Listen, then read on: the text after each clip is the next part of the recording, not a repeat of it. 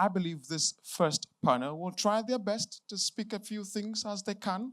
And what they'll be speaking to us about is shaping new narratives and dismantling barriers to inclusion. Now, that's a very weighty one. And the members to make up this panel, I'd like to please bring up on stage at this juncture the CEO of Lead for Good Africa, my beautiful friend, Chinonso Clark. Please put your hands together for her. Very dashing herself. I don't know if the communications and PR manager for Leap Africa is in the room. Her name is Ellen. Oh, please put your hands together for her. Lovely. I need to stand aside now. The next member of this first panel is Laura Temituoyo Ede. She's from Adeomi Dasalu Parkinson Foundation. Oh, the lady I was saying hi to earlier. You're welcome, ma'am. The next person here to sit on this panel is Barrister Joy Sulukanan. If I'm correct with that pronunciation, please forgive me. So, ladies and gentlemen, at this time I've changed my grammar. The next voices you would hear would be that of the persons on the platform. It's International Women's Day and we should be proud. The fact that you are a woman and you are alive in this day and age is something to be proud of. We're riding on the back of women, both leaders and mothers and everyone. Everything that we are today is because of the people who have gone before us.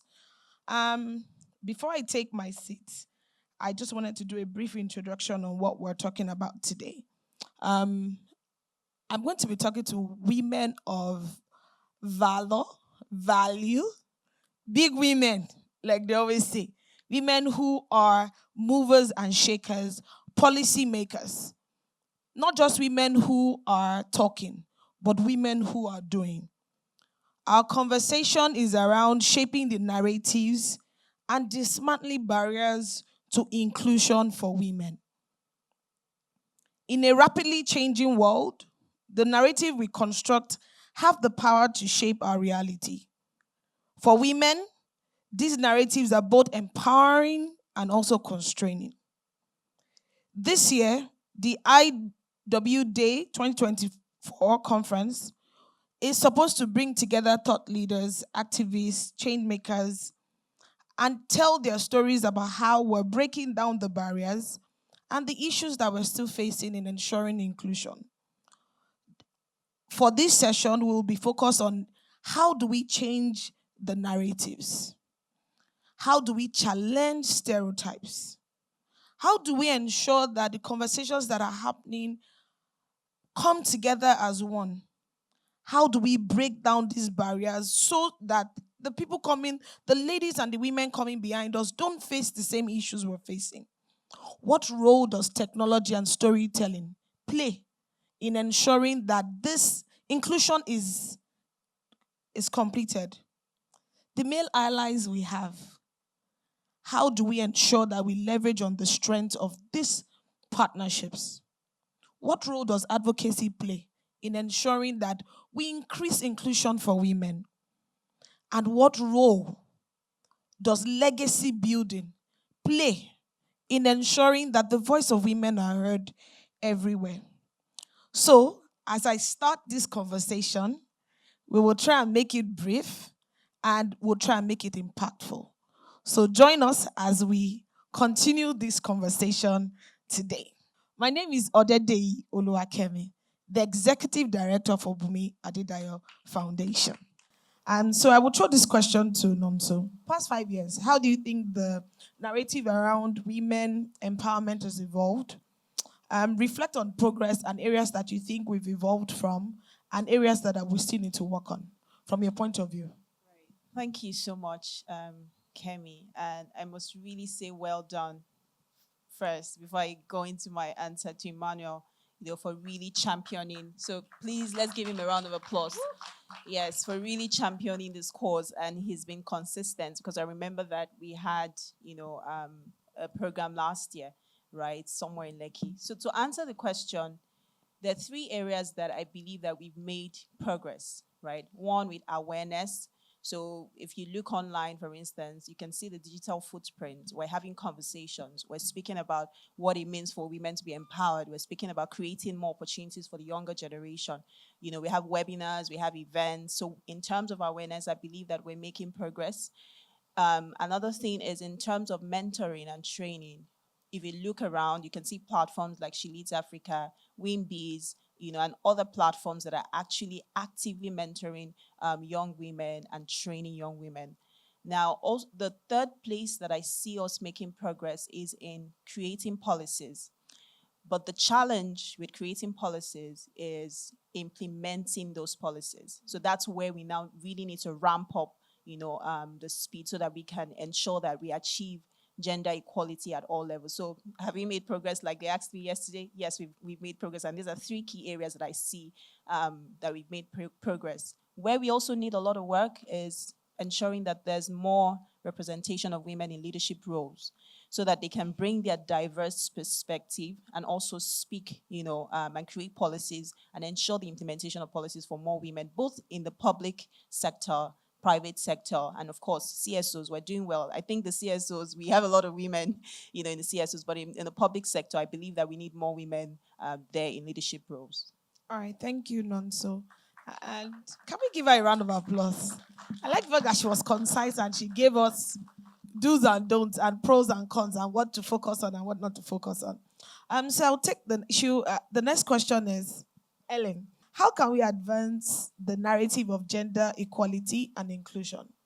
Looking into strategies, initiatives, and efforts that you think both as CSOs, as a legal representative, as policymaker, what are the ways that we can advance the narrative? She has given us areas where where we need to improve on. Leveraging on that, what are the areas that you think? What are things you think as individuals and as CSOs we can do to ensure that that narrative is further advanced? Okay. Good morning, everyone. So when it comes to these conversations, what I find is there's nothing new. There's just reiterating on the number of things that have been done and should continue to happen. So I will start from education and awareness. So we can never educate enough. We can never create enough awareness. It's an ongoing thing and it's something that has to keep happening. So we need to pay attention to education. And when I say education right down to this being a curriculum part of it, right? When we mainstream gender conversations, and when I say mainstream, I mean gender should be something that everybody understands in the equality sense of it and not in the bias sense of gender. So education and creating that awareness, and I'll say move that awareness to the grassroots. So sometimes when we're in Lagos and we're in fancy places, it seems like, oh, equality is catching up. But when you step away and you move into the rural areas, and then you find that, oh, the gap still exists and it still exists wide. So I would say moving into the grassroots, taking this conversation from the fancy rooms to the people who are experiencing gender disparity every day. There's so gender education awareness. I would also say making this a sort of corporate responsibility. So imagine if all our organizations require that you take a gender course before promotion. Imagine the level of awareness and consciousness that would create in the workplace for women. If we move ESG and all of this from the fancy ratings to an actual practice that is being, we're holding organizations up to that standard, definitely would also contribute to improving the awareness and the consciousness that we have around this. And the topic of our conversation, storytelling. Continue to tell stories about women, tell stories about women in the past. A lot of the stories are coming up these days when we see the women who contributed to the people who went to space, all of that. These are all things that are coming up that we didn't know before. So tell women's stories. Talk about the women who contributed to science, and then the efforts in STEM, continue to put that in, and I'm sure that little by bit would get closer. Nice. Can we please give her a round of applause? So it's funny that you said education.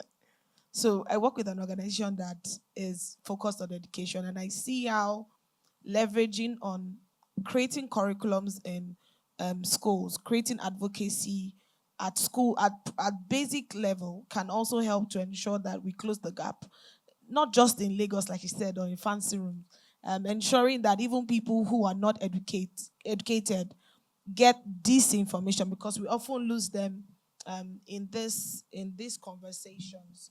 So thank you for that. So my question to you would be, what are the barriers? And I think Laura, you can also weigh in on this conversation. What are the current barriers that you think are available that stops inclusion, especially in the workplace? And what are, can you give us some solutions to remove these barriers in the workplace, especially? And I want you to talk from the point of leadership as well, to ensure that we meet this at the different levels. You're both leaders in your different spheres, so tell us what, based on your experience, and I'm specific about saying your experience so that people can connect and then they can learn from it. And then how did you overcome these barriers, and what are the solutions you think that we can put in place to ensure it doesn't happen to anyone else? First of all, being a lawyer, there is nothing like gender for us. Everybody is a man, in the profession. There's nothing like a woman in the profession. So that, of course, is a stepping stone for every lawyer. So we have a kind of level playing ground. You know, there's nothing like there's a specific area of law that you are expected to practice, or something of that sort. Everybody can go into any area of practice as it relates to the practice of law in the country. And then talking about my personal experience, where I work, it's something that also cuts across various industries. Talking about cases of employment, for instance, where you tend to give preference, to the male gender rather than the female, and the usual challenge why this is so is based on issue of maybe potential candidates for the female are within the childbearing age. And then issues of maternity, or they're going to go on maternity, or they will be away from work for some time, becomes a challenge for the employer. So at stage one, you are already disadvantaged as a woman, for the position that you are applying for. So how can this, be overcome? We can, move past this through education. The fact that you are a woman and you are within childbearing age does not remove from the quality or the value that you bring to play. Yeah, and your contribution in the workplace. I think also providing some form of support in this area. You have some organizations that are friendly when it comes to this kind of issue. They provide playrooms for for the children and all of that. So that enables the female professional to focus more, on the profession and also make strides as the male counterpart. And then I think also we need also to go to our traditional settings.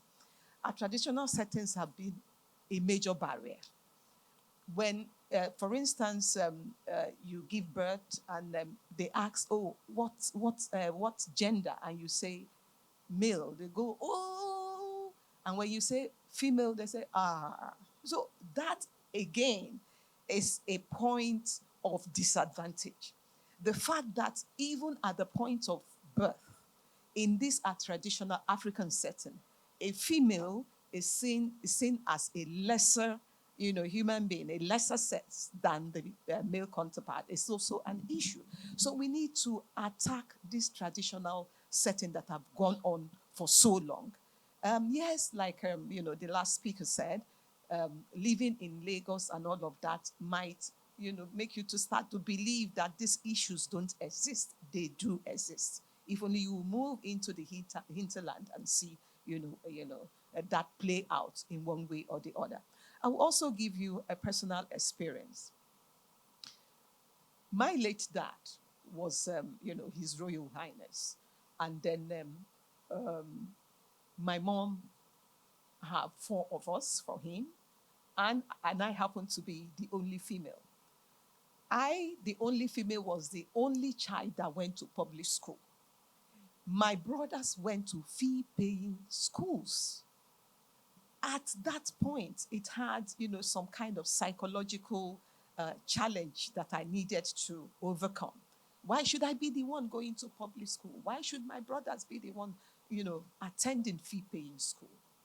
And then even up to the university, I went to University of Lagos. My brothers went to fee-paying schools at the university level. So it speaks a lot. We need to attack the traditional settings. They are so much anti the girl child, anti women. And then when we begin to come out of all of this quagmire, I think we will make appreciable progress, in this journey. Thank you. Thank you very much. So, key takeaway: address this at the traditional level. Let this conversation go to the ITA region. So, Laura. Yeah, thank you, everyone. Good morning. I like the fact that she came from the women angle. The rate at which we're going in Nigeria, it's not even just the women. I'd like to even talk about people with disabilities and how we're not even focusing on them, especially in the workplace. There's still a lot of backwardness in that area.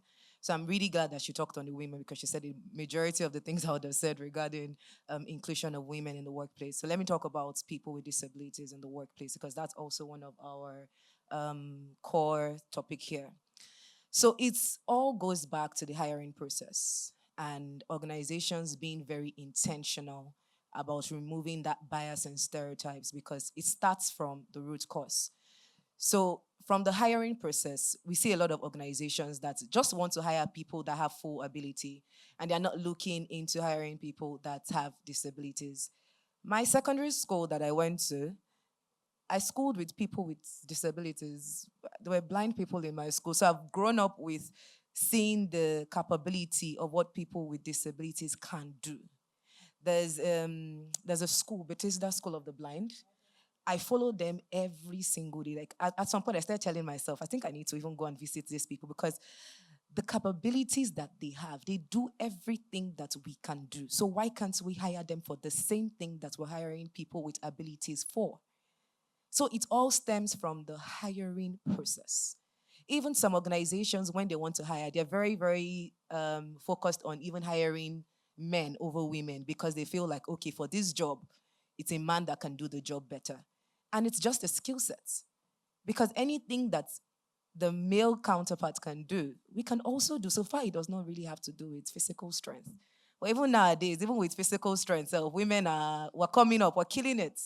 So we need to be very, very conscious about who we're hiring and how we're hiring them. The second thing has to do with, in terms of, you said, coming from a place of leadership, it's those trainings that we do for our team. We need to start training against stereotypes. We need to start training against those unconscious bias that we have, because we just believe that, okay, this person with disability cannot do this. And you don't even know when you start having a bias towards them. For example, maybe let me say you're in the office and maybe you're supposed to work on a document and you feel like, okay, because this person has a disability, the person cannot be efficient or effective in delivering this document. But it is very, very wrong, because there's already a bias and you've already stereotyped them.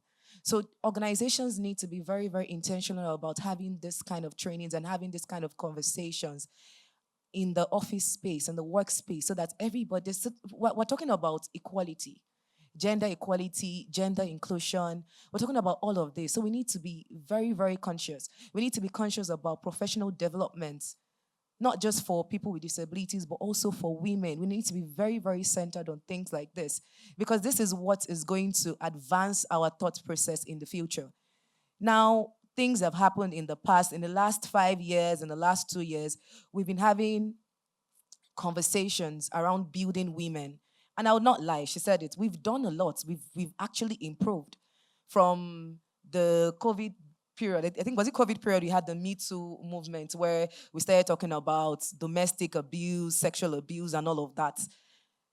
Right now, where we are, I think we've gotten to a point where even people are very, very conscious in the office space that they're like, oh, if I say something to this person, oh, this person would not be offended. Before, people just act anyhow, say anything, do anyhow. But right now, people are very intentional with what they say, because before you know what is happening, you've been reported to HR. And before you know what's happening, what you thought was one play joke, you now realize that it was a sexist comment.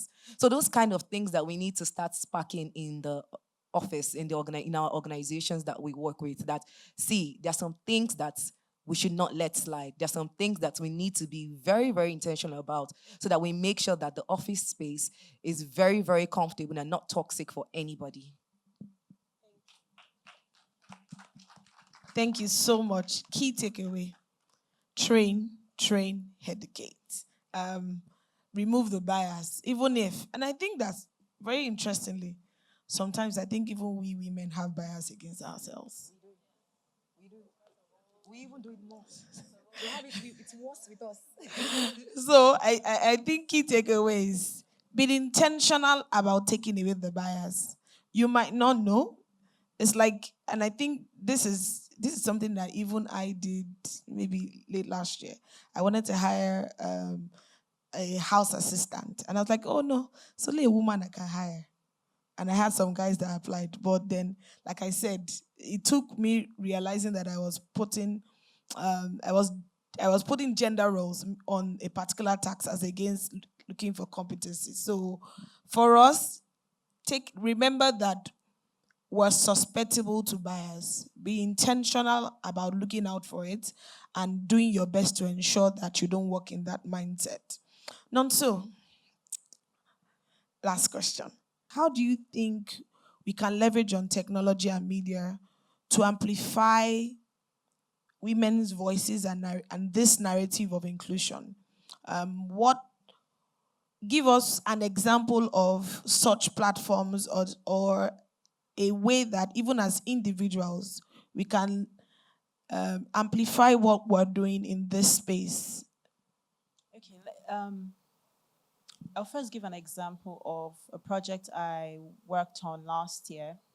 It was the first female reporter awards in Nigeria. I think even in West Africa, it was called the Report Her Award. So the award featured, we looked at media houses that report issues concerning women during prime time, and media houses that also had a good number of women, as reporters, and within their organization. And I looked at documentaries that were done from in the north, focusing on the issues of women. We had to watch videos, the video entries that were sent in of women in terrible conditions. I couldn't watch them because it really broke my heart to see the condition that women go through, like you said, in the interlands. But one of the things that I know that that project did was that it amplified the voices of women. It spoke about the challenges that women, especially outside of Lagos, are going through. In fact, it was from there I saw a primary health center for women. There was just 2 rooms, and there was no fan, nothing, like even a toilet, no toilet in the primary health center in Ebonyi State. It was from there I saw that, and it really baffled me. You saw pregnant women trying to see the doctor, sitting outside under the sun, So think about me working on that project. I've come here now to share that this is what I saw, which tells us that we have a lot of work to do. So media and technology has such power to accelerate the progress, speak about the progress that we're making and also accelerate the progress. That's one thing. I also think that we need to do more films, right? Films and documentaries are they're really powerful tools. Think about the wedding party, for instance. Think about how the wedding party sold what it means to attend a Nigerian wedding to even, those in the West. Now think about a movie or a film that actually highlights, the challenges that we go through, here, and how we can even unlearn, because we have a lot of unlearning to do, right? And then relearn the culture that we want to see our children imbibe as we journey along. And of course, the world is a global village. Use your platforms. I know that women, sometimes we think too much before we want to post stuff, because we're wondering, what will people think? Is it good enough? But if you have a platform on LinkedIn, on Instagram, use it to, speak about issues concerning women, how we can make progress, empower another woman. And it really starts with you. That's one of the things I say. We have the tools now that our mothers didn't have, so we can actually make so much progress in such a shorter time, with all that we have on ground. So those are my thoughts. Documentaries, films, using our social media platforms, and encouraging, more women to speak up. Thank you, Nonso. Does anyone else have something else they want to add? Podcasts. Yeah, podcasts as well. Okay, so I was just as she mentioned, films, documentary. I was like, with podcasts, because with the way we're doing podcasts in Nigeria these days, I think they're even trending more than digital mainstream media. So every day there's one podcast here talking about this, talking about that. But I think with the way podcasts are going viral now, I think it's one way we can tap into amplifying the voices of women. All right, thank you. Should I say, apart, from all that has been said, I think the issue of poverty, particularly looking at the female gender, is a key point in all of this. Perhaps when you come to the urban areas, where you have so much affluence being displayed, by both sexes, in the hinterland, it is basically not the same. You find, women categorized under the poorest of the poor. So how many of them can really afford, phone, the cell phone? How many of them, can buy data, for instance? So these issues need to be drilled down. When you drill down and you begin to focus on the various impacts and how they, interplay and all the linkages, you are in a position to better appreciate, the impacts, especially the adverse effects of all of this on women and also on technology, use of technology, how to purchase and how to use. And then added to that also is for most women, there was a time, was it last year, that we had some government distributed phone cells, to the rural areas in the north. But the issue of use, how do you teach them, is also, important in this narrative. I think looking at the specific issues and trying to see their linkages and how they interplay, and then begin to provide appropriate responses to all of them, will make sense. Thank you very much. So key takeaway. Media and technology inclusion has a big part to ensure that we break the barriers facing women. Um, Please kindly write your questions and forward them to the ushers at your side so that we can take them. We don't have a lot of time, and then we would respond to them from the podium. So, last question, Joy. Helen. Okay, sorry. What role do you think men play in shaping these narratives and breaking down the barrier for women? So the conversation around male allies is important, because a lot of this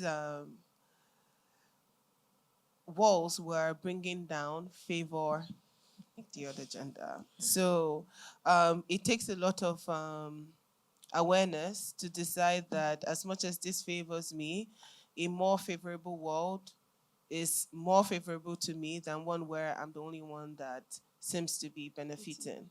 So our male counterparts need to lend their voices to these things. Sometimes, and this is not sometimes, let me build back to media and media playing a huge role in breaking stereotypes. We grew up with a lot of media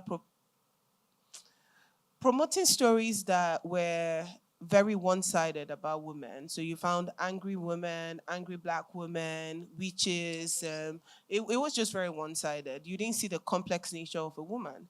So in a way, when you find women reacting to things in a normal way, the first thing that comes to you is the stereotype you have in your head of how you already perceive them through the lens which you've seen them as promoted by the media. And I say this to say in workplaces sometimes, and I'm using workplaces as just one platform, to say sometimes you find women reacting to things in a very normal way, but it seems like, oh, she's being irrational.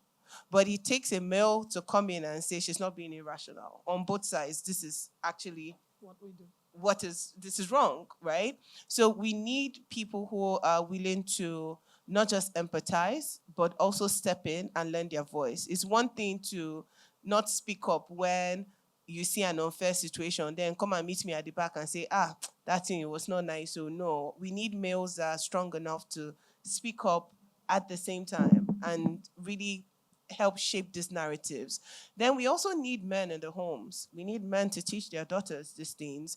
And maybe using a personal example, I give a huge shout out to my dad all the time. I grew up in a house where, in a sense, if there was a reverse of what is happening now, we'll probably be having International Men's Day in my house and trying to help men boost their confidence, because I had a father who women seem to, like the male or the female child seemed to have all the power. So we went to the best schools. I mean, everybody did, but we sort of had preference. So in a way, the world was a shocker to me to come out and find that, oh wait, this is not how it is everywhere. But I'm not saying that we should tilt that way, but I'm saying that men have a responsibility to instill confidence in their homes and to create that equality and help it stand. So male allies in the workplace, male allies on the street, male allies in the homes, male allies in friendships, right? It's very important that our male counterparts speak up for us. They contribute to these conversations, and they empathize. Just not just from the nice International Women's Day. All these beautiful events that are put together, but it's a lifestyle that they understand, that this is an inequality that they are fighting for. So I think this is really some of the places and spaces where men can help us. All right, thank you so much. To add to what she said, male bestos. We need to make sure that, and I think that I like one of the things that um, the host organization does, creating safe spaces through art. Um, Safe spaces are places where you can be vulnerable. Male allies should understand that vulnerability is the first step in even airing your opinion. If you are not in a safe space, there's also that tendency to fall into status quo and not speak up um, when there's GBV issues or where things are not, where inclusion is not present. So male bestos, our male allies, our daddies, our mummies, our husbands, our boyfriends, understand that a key factor of ensuring that we close this gap and we break this divide is creating safe spaces for the women around you, ensuring that the women around you have somewhere where they can be vulnerable, where they can tell you when these issues happen. Sometimes all you need is just a shoulder to lean on and someone to just vent to and say, oh, this is what happened. And then the person is able to create solutions around the issues that are happening within that space and provide solutions to ensure that the gap is closed. As we wrap up these conversations, I will take last words from everyone before we take questions. We will take last words from everyone on the panel and then we will take questions. All right. Starting with you. Yeah. We'll start with you. Okay. Last words. Um, just yesterday, we had this prayer session, for the Lenten season. Um, and then there was this particular Bible passage, that was read, Numbers 27, chapter 27. And there, the story of the Zelophehad women from the tribe of Manasseh, which was traced to Joseph, was read out. Their father had died, and they were just female left. And for that, they were going to lose their inheritance. But one interesting thing that happened was that they spoke out. They went to Moses and laid out their story. And at the end of the day, Moses said, okay, let me go and inquire from God. And God actually instructed Moses, you must give them their inheritance. I mean, if one could see God himself showing himself up in the matter of women, I think it behoves everybody, whether you are a male, whether you're a female, to see this as a good cause and join and be included in this objective, in this journey. Thank you. Wait. Key takeaway. Ask. Because if they did not ask, if they did not go to Moses to ask, sorry, you would have passed them. Even Moses, he had to ask. So key takeaway, ask. And you never can tell what will happen when you ask. All right, thank you. Laura. Thank you. So you know what we say about women supporting women, and this narrative of women supporting women, I think it now has a more negative meaning to it than it is of a positive. Because when you just hear someone say women supporting women, I think we really need to take it to heart. Women really need to. We really need to support women. I think we need to fix each other's crowns. And we also need the men to also support us better. I feel like this world would be a much more better place if men are the voices of women. Because we can't, we know our experiences, we know what we've gone through, we know what we deal with. I'm pretty sure almost all the women here, we must have had a similar experience, maybe relating to domestic abuse or sexual abuse or one issue at the office or something. We have a similar experience that the male counterpart probably have no idea whatsoever. They don't know our struggles. But based on us expressing ourselves and telling you our stories and you understanding our plights, I feel like men need to be accountable as well for our experiences. They need to be the ones to be the loudest in the room to say women deserve better, women need better, men need to be better role models and better support system. So as well as the men are doing their own, we women also need to support each other better. We need to really be there for each other. It's not a surface level conversation. It's very, very deep. We really need to support each other. Thank you, Laura. Key takeaway, support yourself. It's not gisting and wearing makeup together. Support yourselves. Women support each other. Men speak for us. In the rooms where they're making decisions where women are not there, male allies, please speak for us. Right, thank you. Please permit me to end with two things. The first one is progress depends on where you're standing from. So my mother would view the world as is now as a much more progressive world. I would view it as we're still a long way to go. But success for me looks like a time where we don't have any lived comparison.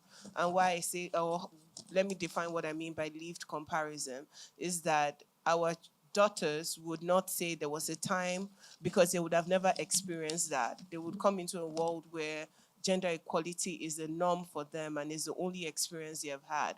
So I hope that as much as we celebrate this progress, we understand that we're working towards a world where for women in a couple of decades or hopefully just a couple of years, their experience would be only understanding gender as what gender is, right? But there was something that I really hoped we had touched on, but we don't have a lot of time. But I just really wanted to bring into this conversation, which is intersectionality. It's very important. So as we progress in this conversation, we are realizing that there's even a nuance to being a woman. There's a difference. If I put 8 women here, a Caucasian woman, an Asian woman, a Black American, an African woman, a PWD, and maybe even someone on different, all these women have different experiences when it comes to discrimination. It's not the same. So we're realizing that we're not even looking for blanket policies anymore. We're looking for policies that are nuanced to my experience. So we need to be more inclusive. So when we talk about that inclusion and access, we need to bring in the intersectionality because a PWD woman and a Caucasian woman don't have the same problems. So we need to be very intentional. So moving the conversation from just rights to how does this play in this individual woman's life, bearing in mind her race, her where she's from, what disabilities or abilities she has, all of those things come into play. Yeah, thank you. All right, thank you. To be honest, even though I'm supposedly vast in terms of gender issues, this has been an eye opener for me. Learning that beyond even just closing the gap, understanding that the gap even varies for different women in different areas with different habits or goals. Um, so I have some questions. And the questions are wow. Um, so I will merge two questions. One, and then let me know which one you want to take. So how do we challenge stereotypes within media, within aviation, within engineering, and major male dominated areas? How do we as women challenge those stereotypes? How do we ensure that we have a voice in those areas? Please, who wants to take that question? Okay, let me take a little bit of it. So, in my previous organization that I worked with, it's maritime. And everybody knows with maritime, it's very male dominated. But what we were even doing was we had a program for skilling people that wanted to become seafarers, so sailors. That alone is a very male dominated career. But you still have females that actually in that um, in that career path. But automatically, because we're doing a training program, we just felt like, okay, we just wanted only men, which was very wrong. But I feel like it shouldn't even get to that level. I feel like it starts from the family. It starts from growing up, and when a child starts saying that um, she has interest in engineering or interest in maritime and things like that, I feel like from the home we need to start cultivating, letting the female child decide what she wants to be, and not deciding it for the child and say, "Oh, you're a female, you should go and study nursing or a career that is very female centered." So that is even the root cause. Then going all the way to organizations and getting them to be more inclusive with females in this career path. It still goes down to the hiring process and all of that. So I understand that yes, there are some career paths that you really need the physical strength of a man. But it's really not even always that. There are still areas that it's even more about the intellect than it is about the physical attributes. So we need to focus more on what is this person, what is a human being bringing to the table? Not what is a man bringing to the table, what is a woman bringing to the table. What is this human being bringing to the table? From the hiring process, are you already deciding that it is a man that you want, or are you deciding that you want somebody that can do the job? So it all goes down back to organizations being very inclusive in their hiring process and not saying that, oh, they just want a man for the job because they feel like a man can do better. So we need to really take that into consideration. Just Okay. I just want to add to that. We had earlier talked about being intentional, being deliberate. We need to start mapping up strategies that would directly and effectively, be problem solving in terms of the topic we are discussing today, inclusivity for the, women. So, how our policies, geared to us. For instance, for most organization, international organization, it is a corporate goal that by year 2025, we want to see our board members, looking at the membership of the board, to have up to 40% female representative, on our boards. So by the time we start making deliberate, intentional, strategic, policies at both corporate levels, at national levels. You take, for instance, our policy, the policy focus. Does it even include issues of female gender? For most cases, it is absent. So there must be a specific and clarity on the goals that we intend to achieve while trying to solve, these issues. And then also in terms of, like we earlier identified, training. You find out that for the digital, world and digital training, most female are disadvantaged, in this area. So we also need specific actions in this, direction to ensure you have more female going into the high-tech, recruitment and having an improved opportunity that at the end of the day, they will be selected for these high-paying jobs, when it comes to the digital world.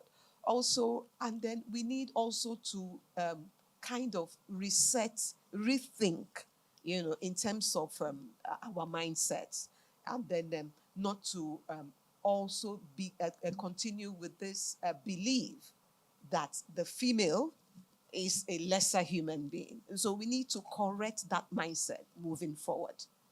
Thank you. all right. Thank you, ma. Please can we give them a round of applause? Just to add to what they have spoken about, I think for my own point of view, something I think we can do is have better policy when it comes to encouraging more women to function in this kind of roles. One of the questions the person asks is why do women in the aviation industry want to be hair hostesses as against pilots? And for me, or most women don't want to go into mechanical engineering. They rather do all that kinds of engineering. And this is what I say. The more we shine light on, there's a movie in which we found out that it was a set of women that helped them do a mathematical equation. That Taraji was in it, and for me, it was an eye opener. And I think that creating opportunities where maybe programs on the national level that encourage women to be pilots, having programs, scholarships, tech programs that allow women to know that it's okay to be an engineer, programs that encourage women to function at this male-dominated level would also improve the conversations at that part and show that the government or certain stakeholders believe in inclusion and closing the gap. So I have this question. This person says, when we talk about inclusion of all women of all diversity, does that include women who are sex workers? women who are, wait.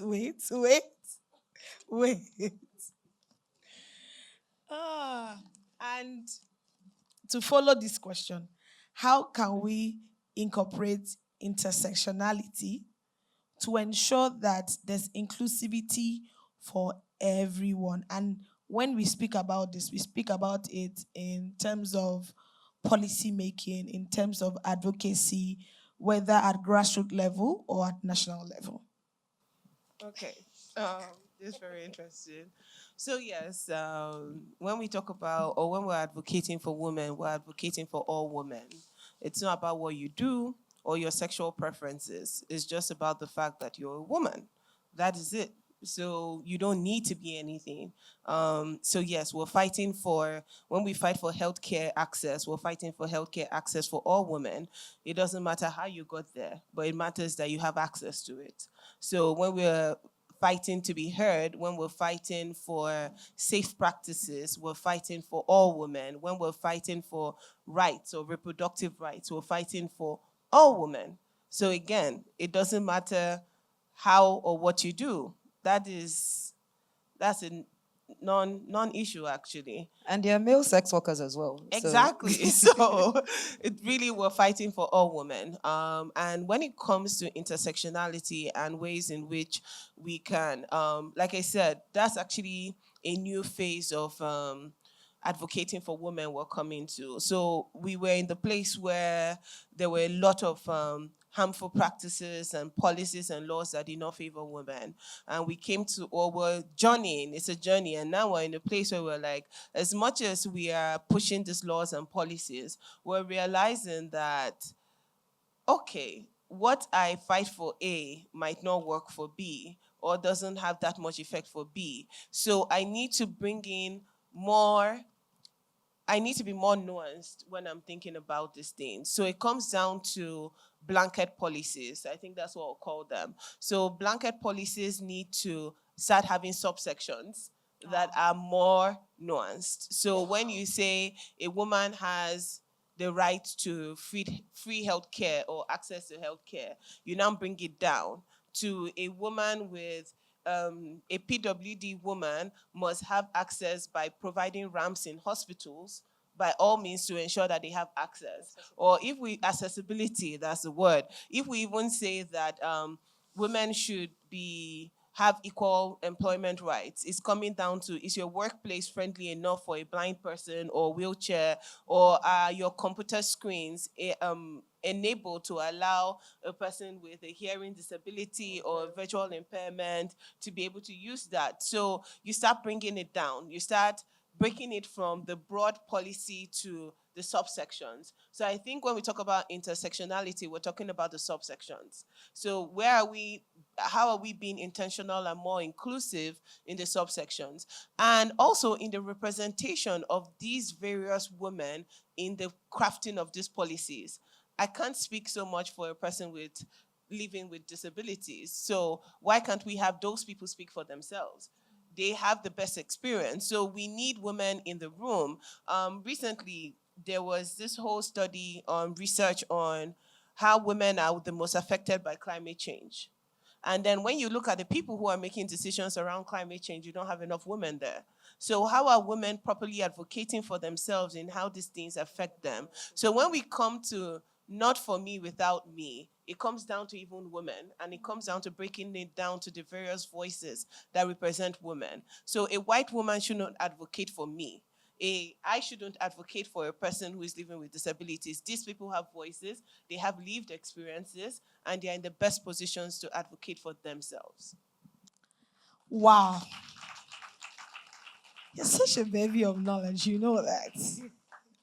So, key takeaway from what she said: when you are making decisions about women, don't just put one kind of woman. Put different women with a different demography in the room and get them to draft the policy. Both old, both women. Ensure that whatever policy we're creating for women in this day and age should factor in all kinds of women with their different demography and their different issues. So, last question. And there's a reason why I kept this as the last question, because say gender something something. So, how do we promote gender equity and inclusion without being anti men?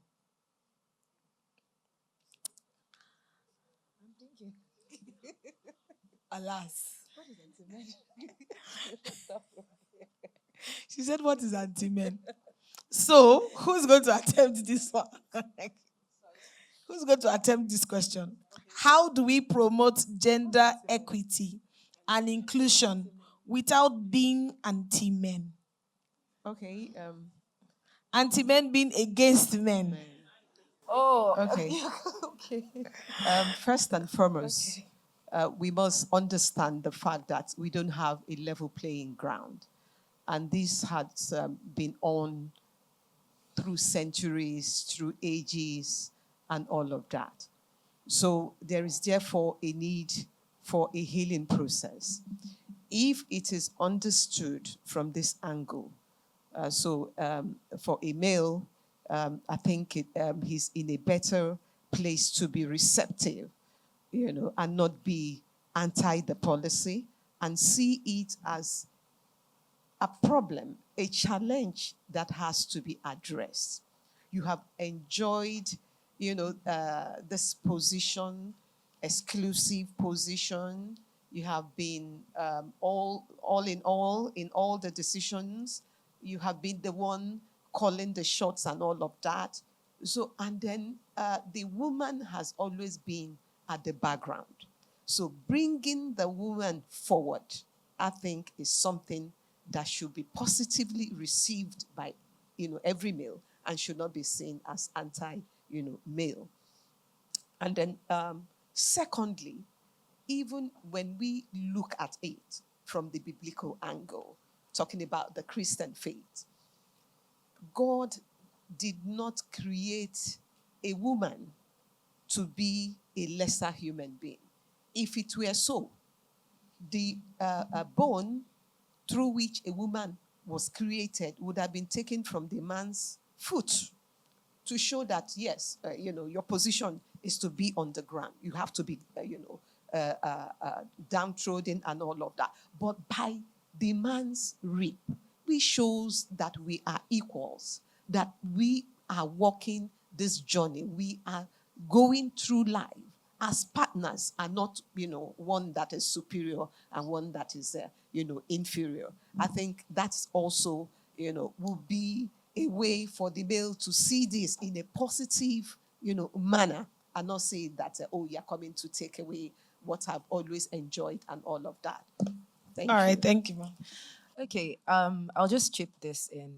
I feel like one of the ways that men can promote gender equality, gender equity, without even saying anything, is just by being good role models in your thoughts, in your actions, the things that you do. You're modeling a behavior for other men to see. So it's not about doing things that other men will say, oh, this one is cloud chasing or this one is doing this just because he wants support from the women.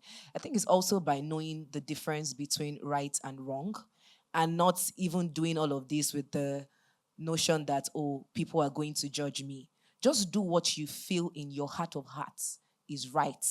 And not because you're doing this because of what you feel that people are going to say about you, about, oh, you're being anti-male or not. You're doing this because you're being a voice for women because you know that this is the right thing to do. Because you've had women in your lives that have had experiences and you know what these experiences are and you don't want other women to go through this experience. So that is why you're speaking out for them and that is why you're amplifying the voices for women. So you're doing this not because of, oh, what would this person, this is my friend, this is my other male friend say about, nah, it should not be about that. It should be about doing what is right. Sure. I like what Joy opened up with when she said there's not a level playing field.